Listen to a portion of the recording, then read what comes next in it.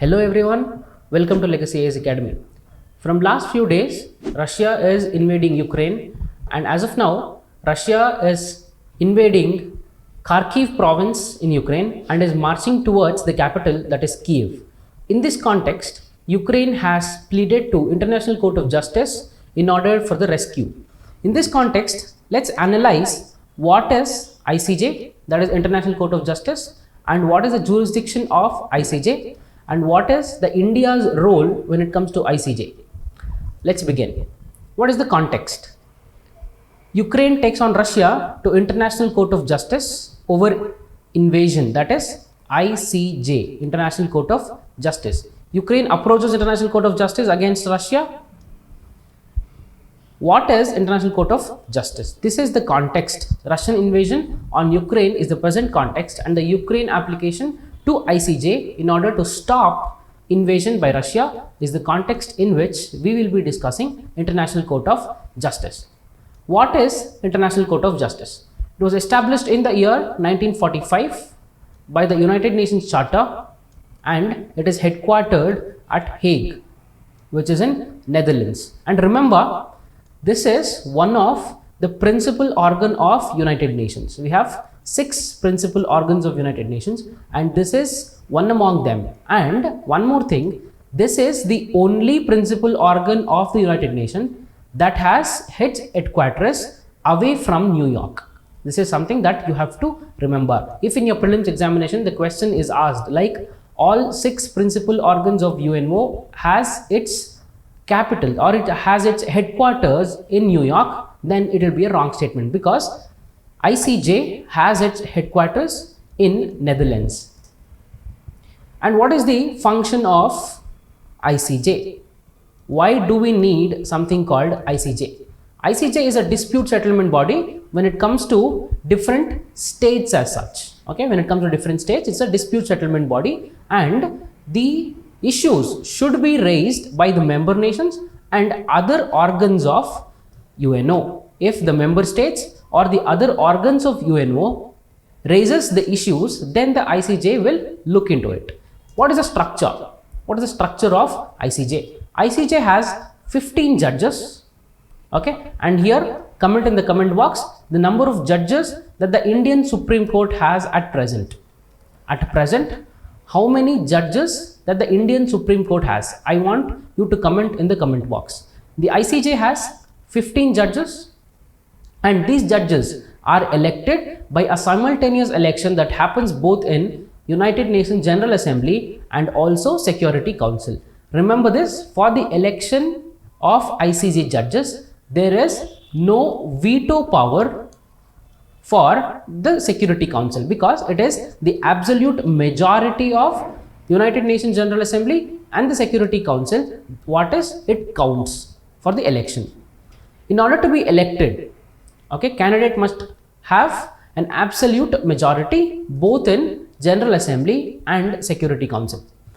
In order to secure a measure of continuity in ICJ, 1/3 of its members will retire every 3 years. Okay, and the judges will be eligible for re-election. Similar kind of procedure is seen in Indian Parliament, that is with respect to Rajya Sabha. Even in Rajya Sabha, we will have members retiring. Same is the case with International Court of Justice, where out of 15 judges, 1/3, that is 5 judges retire every 3 years. This is what you have to remember.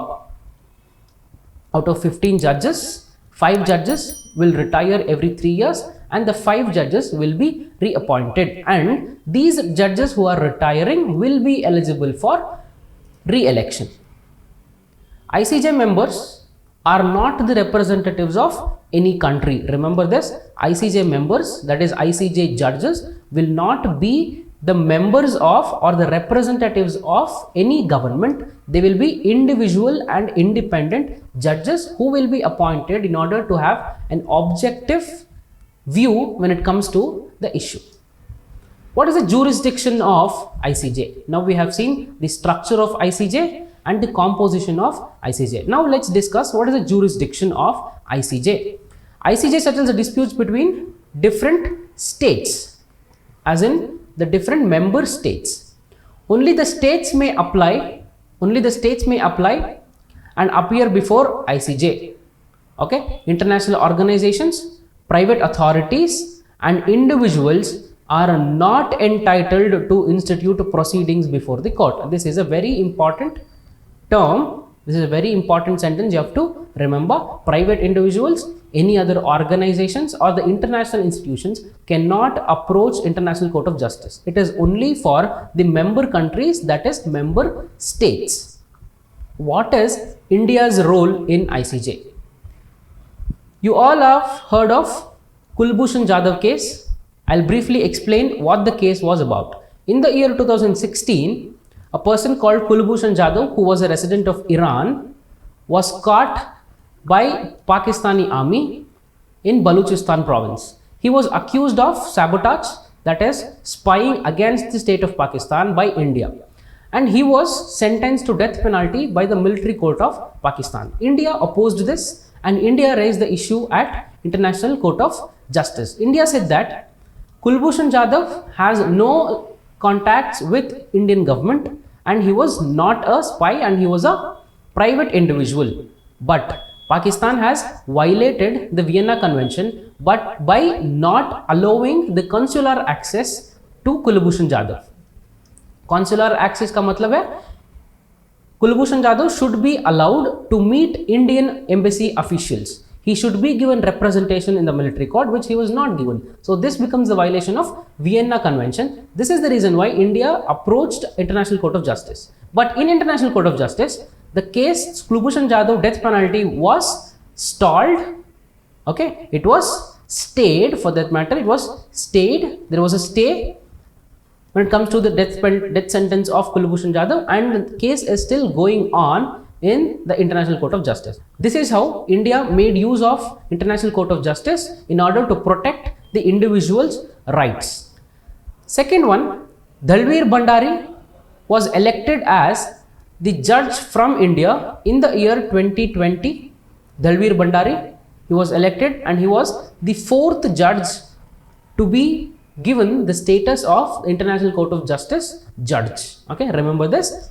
He is the person Dalveer Bhandari and he is the fourth judge from India. And now let's see the issue. What is the accusation on Russia by Ukraine? What is Ukraine saying and what is the basis for the application at ICJ? Ukraine tells that Russia invaded Ukraine because Russia felt there was a genocide that happened in eastern provinces of Luhansk and Donetsk. Okay, in these provinces, Russia claimed that there was a genocide, which can also be called as ethnic cleansing by the Ukrainian government. This is Ukraine. You have Russia here.